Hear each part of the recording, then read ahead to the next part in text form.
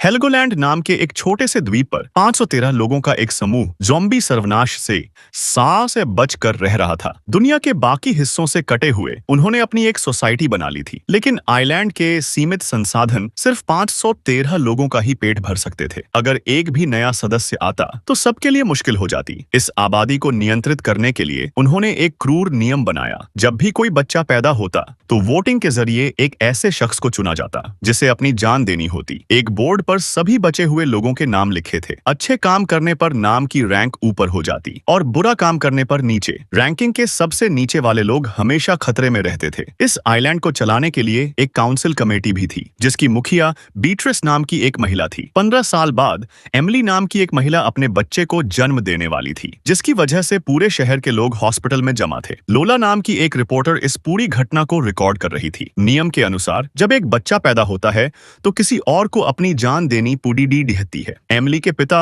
खुद अपनी जान देने का फैसला करते हैं और एक चट्टान से कूद जाते हैं, लेकिन हॉस्पिटल में एक चौंकाने वाली घटना होती है। एमिली ने जुड़वा बच्चों को जन्म दिया था। यह देखकर बीट्रिस तुरंत काउंसिल कमेटी मीटिंग बुलाती है और सभी लोगों से इस बारे में बात करती है। काफी सोच विचार के बाद वे एक और वोटिंग कराने का फैसला करते हैं ताकि पता चल सके कि अब किसे कुर्बानी देनी होगी। दूसरी तरफ क्रिश्चियन और हेनरिक नाम के दो दोस्त बोर्ड पर अपनी रैंकिंग देख रहे थे। क्रिश्चियन की रैंक 511 थी, जिससे वह काफी परेशान था। वह हेनरिक से कहता है कि अगर उसे चुना गया तो वह अपनी जान नहीं देगा। इस पर हेनरिक उसे पिछली घटना याद दिलाता है, जिसमें एक आदमी ने भागने की कोशिश की थी और उसे जबरदस्ती पिंजरे में बंद करके समुद्र में फेंक दिया गया था। पर एलिसे नाम की एक बूढ़ी औरत थी, जिसे सब बेकार समझते थे। और आखिरी 593वीं रैंक पर एटीएन नाम का एक वर्कर था, जिसे सबने अपराधी मान लिया था। अगले सीन में हम मारेक और उसके बेटे लाइनस को एक लैब में उसी वायरस की वैक्सीन बनाने की कोशिश करते हुए देखते हैं। जूडिथ, जो कि अथॉरिटी में से एक है, मारेक के साथ मिलकर सभी लोगों को दवाइयां देने के लिए जाती है। जब वे एटीएन के घर पहुंचते हैं तो उसकी पत्नी लीसा गुस्सा हो जाती है और जूडिथ को बताती है कि उसकी वजह से एटीएन को आखिरी रैंक मिली है और इसलिए उन्हें राशन भी कम मिलता है। जूडिथ बताती है कि एटीएन ने दवाइयां चुराई थीं, इसलिए उसे अपराधी माना गया। लेकिन लीसा कहती है कि उसने यह सिर्फ उसके लिए किया था, क्योंकि डॉक्टर ने उसे दवाई देने से मना कर दिया था। उसी रात एलिसे चुपचाप एमिली के कमरे में जाती है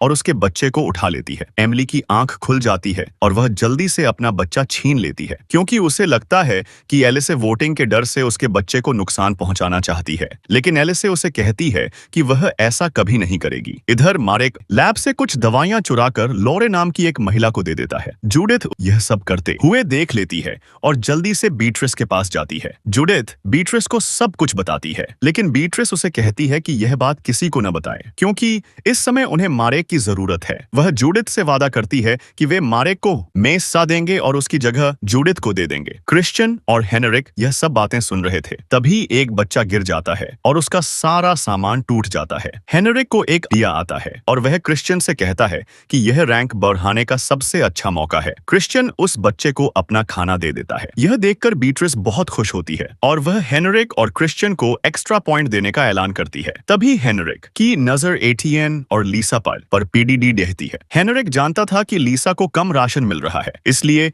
वह उनके पास जाकर खाना ऑफर करता है। लीसा मना कर देती है, लेकिन बीट्रिस, जो यह सब सुन रही थी, हेनरिक पर बहुत गुस्सा करती है। यहाँ पर यह पता चलता है कि हेनरिक बीट्रिस का ही बेटा है। अगले सीन में मारेक की लैब में पीटर नाम का एक मरीज है, जिसे बाहर की दुनिया से जबरदस्ती यहाँ लाया गया था और उस पर अलग अलग वैक्सीन का एक्सपेरिमेंट चल रहा था। उधर हेनरिक लीसा को खाना ऑफर करता है और बदले में शारीरिक संबंध बनाने की मांग करता है। लीसा मना कर देती है, लेकिन हेनरिक जबरदस्ती करने लगता है। तभी सायरन बजता है और हेनरिक, जो एक सैनिक है, उसे लीसा को छोड़कर बॉर्डर की तरफ भागना पड़ता है। कुछ लोग आइलैंड में घुसने की कोशिश कर रहे थे। सैनिकों की लीडर मिया उन्हें वापस जाने को कहती है, लेकिन वे नहीं मानते और बैरियर काटने लगते हैं। मिया एक आदमी को गोली मार देती है, जिसके बाद सब वापस जाने लगते हैं। लेकिन हेनरिक मजे के लिए एक एक करके सभी को गोली मार देता है। वोटिंग का दिन आ जाता है और ज्यादातर लोग एटीएन के खिलाफ वोट करते हैं, जिसका मतलब था कि अब उसे अपनी जान देनी होगी। लेकिन लीसा ऐसा नहीं चाहती थी। वह हॉल में मौजूद सभी लोगों को बताती है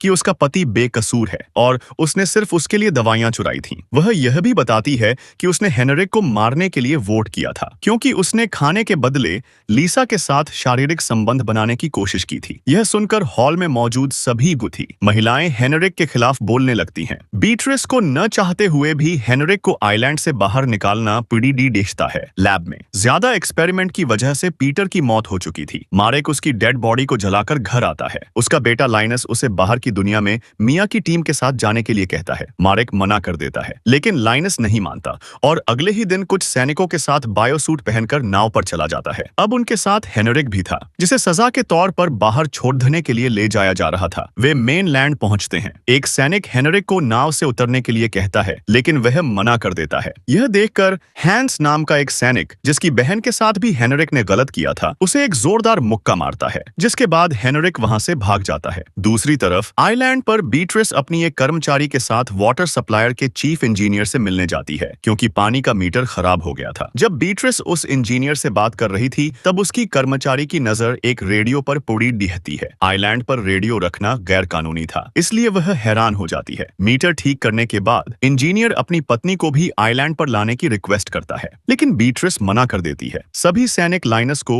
नाव पर रुकने के लिए कहकर शहर घूमने जाते हैं। वहां उनकी मुलाकात अर्ल नाम के एक आदमी से होती है। सैनिक उसे कुछ खाने का सामान देते हैं और बदले में अर्ल उन्हें 2 बीडी बक्से और कुछ दवाइयां देता है। लाइनस नाव पर सबका इंतजार कर रहा था, लेकिन जब वे नहीं आते तो वह नाव से उतरकर आसपास घूमने निकल जाता है। वहां उसकी मुलाकात मॉजिक नाम के एक आदमी से होती है। लाइनस को एक दवाई की बोतल देता है और कहता है कि उसके पास ऐसी कई दवाइयां एक जहाज में हैं, अगर वह चाहे तो उसे दे सकता है। लाइनस मॉजिक के साथ उसके जहाज पर है। मॉजिक उसे बहुत सारी दवाइयां दिखाता है, लेकिन एक शर्त रखता है। वह कहता है कि इसके बदले में उसे और उसके दोस्तों को अपने आइलैंड पर लेकर जाना होगा। यह सुनकर लाइनस बिना देर किए वहां से भाग जाता है। इधर सभी सैनिक नाव की तरफ आ रहे थे, तभी एक आदमी उन पर हमला कर देता है, लेकिन वे उसे मार देते हैं। वे किसी तरह नाव तक पहुंचते हैं, अभी पर हैं, लेकिन लाइनस वहां नहीं होता। इससे पहले कि वे उसे ढूंढ पाते, बहुत सारे लोग उनकी तरफ आने लगते हैं, जिसकी वजह से वे लाइनस को लिए बिना ही वहां से निकल जाते हैं। एक नौका की आवाज सुनकर लाइनस तुरंत जहाज से बाहर आया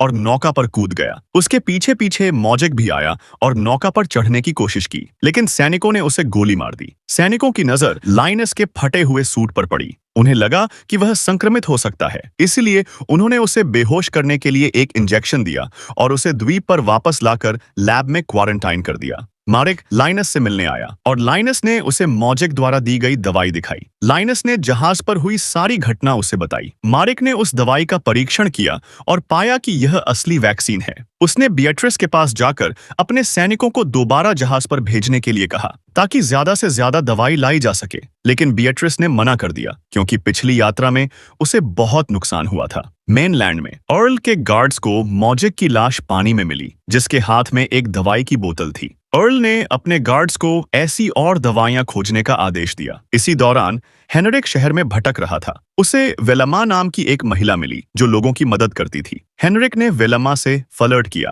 और वह खुश होकर उसे अपना असिस्टेंट बना लेती है। वेलमा उसे अपने घर, जो एक थिएटर था, ले जाती है। वह बार बार अर्ल का नाम लेती है, लेकिन उसके बारे में कुछ नहीं बताती। रात में हेनरिक ने मौका पाकर वेलमा को मार दिया और उसका सामान लेकर भाग गया। बिएट्रिस लीसा से मिलती है और उसे शहर की जानकारी लाने के बदले एक अच्छी जिंदगी देने का वादा करती है। लीसा इस प्रस्ताव को स्वीकार कर लेती है, पर यह बिएट्रिस की एक चाल थी। लैब में लाइनस की जगह जूडिथ को काम पर लगाया गया। उसने अर्ल द्वारा भेजे गए 2 बड़े बक्से खोले, जिनमें एक पुरुष और एक महिला को कैद किया गया था। मारेक उन पर वैक्सीन का प्रयोग करने वाला था। तभी एक सैनिक की मौत हो गई और उसके शरीर पर लाल निशान पड़ गए, जिससे पता चला कि वह संक्रमित था। लाइनस ने भी अपने शरीर पर वही निशान देखे, जिससे वह डर गया, लेकिन उसने किसी को नहीं बताया। काउंसिल की मीटिंग और फियोना की सच्चाई काउंसिल की मीटिंग में बिएट्रिस ने सैनिक की मौत का जिम्मेदार मिया को ठहराया, क्योंकि उसने अपनी टीम को सुरक्षित नहीं रखा था। बिएट्रिस ने उसके 100 पॉइंट कम कर दिए और उसे जेल में काम करने की सजा दी। तभी लोला की बेटी फियोना खांसने लगी, जिससे सबको लगा कि वह संक्रमित है। सभी लोग भाग गए, लेकिन असल में फियोना अविवाहित और गर्भवती थी, जिसके कारण उसका बच्चा अवैध माना जाता। इस डर से वह अपने बॉयफ्रेंड टॉम के पास गई, जिसने उसका और उसके बच्चे का ख्याल रखने का वादा किया। मारेक की वैक्सीन और हेनरिक का सच लैब में प्रयोगों के कारण दोनों मरीजों की हालत हालत खराब हो रही थी। मारिक ने जूडिथ से कहा कि उनके पास ज्यादा समय नहीं है और उन्हें जल्दी वैक्सीन बनानी होगी। द्वीप पर अर्ल ने मॉजेक के लोगों को उसकी लाश दिखाई और कहा कि उसे द्वीप के लोगों ने मारा है। उसने दवाई के बारे में बताने पर उनकी मदद करने का वादा किया। स्पार्क नाम का एक व्यक्ति अर्ल की मदद करने को तैयार हो गया, बशर्ते अर्ल उसे द्वीप पर लेकर जाए। अर्ल मान गया। मारिक जेल में मिया से मिला और उसकी सजा कम करने का प्रस्ताव दिया अगर वह मेनलैंड जाकर वैक्सीन लाए, लेकिन मिया ने मना कर दिया। मेनलैंड में हेनरिक को नरभक्षियों के एक गिरोह ने पकड़ लिया। उसने जान बचाने के लिए झूठ बोला कि वह अर्ल के लिए काम करता है। गिरोह उसे अर्ल के पास ले गया। जब अर्ल उसे मारने वाला था, हेनरिक ने चीखकर कहा कि वह बिएट्रिस का बेटा है और वेल्मा की मौत का कारण वायरस नहीं बल्कि वह खुद है। सच्चाई जानकर अर्ल खुश हो गया और हेनरिक को न मारने का फैसला किया क्योंकि हेनरिक ने उसे द्वीप के सभी गुप्त रास्तों के बारे में बता दिया था। काउंसिल की मीटिंग में वाटर सप्लायर के इंजीनियर की पत्नी कासू का इंटरव्यू लिया गया, जिसे दवाइयों की अच्छी जानकारी थी। लेकिन जब जेनियला नामक एक सर्जन ने इंटरव्यू के लिए आवेदन किया तो कमेटी ने कासू की जगह जेनियला को चुना। जेनियला के जहाज में 2 अन्य गिरोह के लोग भी छिपे हुए थे। इधर अपनी पत्नी के न चुने जाने से इंजीनियर परेशान हो गया और मेनलैंड जाने का फैसला किया, लेकिन बिएट्रिस ने उसे रोक दिया क्योंकि वह पानी की व्यवस्था को ठीक करने वाला एकमात्र इंजीनियर था। एटीएन को विंडमिल में नई नौकरी मिल गई। उसे एक शराब की बोतल मिली जो उसने अपने बॉस को दे दी। नशे में बॉस काम करने चला गया। इंजीनियर ने भी गुस्से में विंडमिल की मशीनें तोड़नी शुरू कर दी। बॉस उसे रोकने के लिए सीढ़ियों पर चढ़ा, लेकिन उसका पैर फिसल गया और वह टूट गया। अस्पताल में मारिक ने उसकी सर्जरी की। उसने देखा कि जेनियला घबराई हुई है। जेनियला ने बताया कि वह सर्जन नहीं है बल्कि उसने सिर्फ किताबों से सीखा है। उसने यह भी बताया कि लाइनस संक्रमित है और वह उसकी मदद करना चाहती है। जूडिथ ने उनकी बातें सुन ली थीं। उसने मारिक से कहा कि वह लाइनस के बारे में सबको बता देगी, लेकिन तभी जेनियला ने उस पर हमला करके उसे मार दिया। मारिक और जेनियला ने जूडिथ की लाश को पानी में फेंक दिया। फियोना का गर्भपात हो गया था। मारिक उसे देखने गया तो उसकी मां ने उससे बिएट्रिस को कुछ न बताने का अनुरोध किया और मारिक मान गया। बिएट्रिस को लैब में एक टूटा हुआ दांत मिला, जिससे उसे पता चला कि जूडिथ गायब हो गई है। वह मारिक के पास गई और उस पर जूडिथ को गायब करने का आरोप लगाया। मारिक ने चालाकी से जवाब दिया कि बिएट्रिस उसे नुकसान नहीं पहुंचा सकती क्योंकि उसे उसकी जरूरत है। बिएट्रिस शांत हो गई और जूडिथ की मौत का इल्जाम इंजीनियर पर डालने का फैसला किया। उसने लीसा की मदद से झूठे सबूत देकर यह साबित कर दिया कि इंजीनियर ही जूडिथ की मौत का जिम्मेदार है। एटीएन को अब विंडमिल का नया इंचार्ज बना दिया गया था। यह सुनकर उसका बॉस गुस्से में उसके घर गया और उस पर जानबूझकर शराब की बोतल देकर उसकी जगह लेने का आरोप लगाया। अगले दिन इंजीनियर के पैरों को बांधकर उसे समुद्र में फेंक दिया गया। यह देखकर मारिक को बहुत बुरा लगा। उसने लाइनस के पास जाकर उसे सब कुछ सच बताने का फैसला किया। 15 साल पहले मारिक की मुलाकात सुपरमार्केट में काम कर रही बिएट्रिस से हुई। वह अपनी लैब में नर्स लॉर्ड के साथ वैक्सीन बनाने का काम करता था। बिएट्रिस ने कुछ लोगों के साथ सुपरमार्केट और फार्मेसी पर कब्जा कर लिया। रिपोर्टर लोला ने उसका वीडियो रिकॉर्ड कर उसे लीडर के रूप में पेश किया। बिएट्रिस ने मारिक को अपनी मर्जी से दवाई बनाने की छूट दी, बशर्ते वह उसके खिलाफ न हो। मेयर ने उसे गिरफ्तार करने के लिए अधिकारी भेजे, लेकिन बिएट्रिस ने चालाकी से उन्हें ही फंसा दिया। मारिक की पत्नी मेनलैंड पर वैक्सीन बना रही थी, तभी कुछ बदमाशों ने उसे मार दिया। बिएट्रिस ने लोअर से कहा कि वह सिर्फ 513 लोगों को द्वीप पर रखे। पहले लोअर ने मना किया, लेकिन बिएट्रिस की धमकी के बाद वह मान गई। सभी लोगों को वायरस का इंजेक्शन दिया गया। कई लोग मारे गए, जबकि कुछ को पॉजिटिव बताकर द्वीप से बाहर निकाल दिया गया। यह देखकर मारिक ने जल्द से जल्द वैक्सीन बनाने का फैसला किया। वर्तमान में लाइनस की मौत हो गई थी। मारिक ने अपनी बातचीत को रिकॉर्ड कर लिया, लेकिन जेनियला ने उस टेप पर गोली चला दी क्योंकि वह अर्ल के गिरोह की सदस्य थी। अर्ल ने अपनी अगली योजना शुरू की और यहीं पर यह सीरीज समाप्त हो जाती है। कहानी आपको कैसी लगी हमें कमेंट में जरूर बताएं। वीडियो को लाइक और शेयर करें और चैनल को सब्सक्राइब करना न भूलें। जल्द ही मिलेंगे एक और नई वीडियो के साथ। धन्यवाद।